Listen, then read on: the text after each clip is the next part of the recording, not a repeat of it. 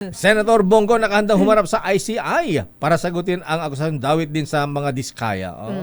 Sikat na mga diskaya. Tinalo si salutatorian, si summa cum laude Alex Abeledo ng Legacy. Ayan. Arrest number 28, Raymond, please come in. Raymond.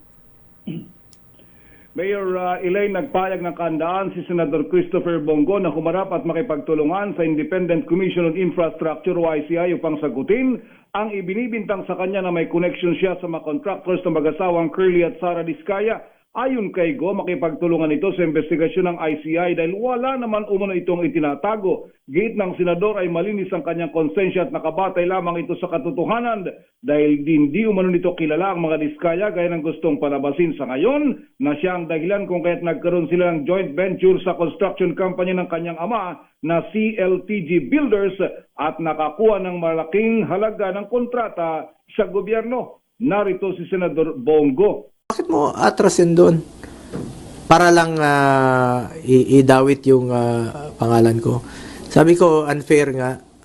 Unfair na atras ka. Yan, sadyang inililihis nga yung issue. Sana po, fair lang po. Ako, nirespeto ko po ang ating ombudsman, nirespeto ko po ang DILG, ng DPWH, nirespeto ko po ang ombudsman, nirespeto ko po ang ICI sa kanilang mandato at willing tayo to cooperate. Basta tumbukin po yung katotohanan.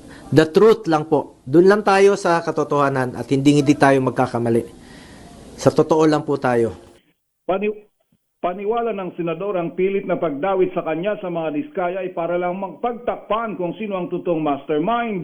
Diin ni Go ang nangyayari ngayon ay bahagi ng naisin nilang ma-eliminate ang lahat ng malalapit sa dating administrasyon ni dating Pangulong Rodrigo Duterte.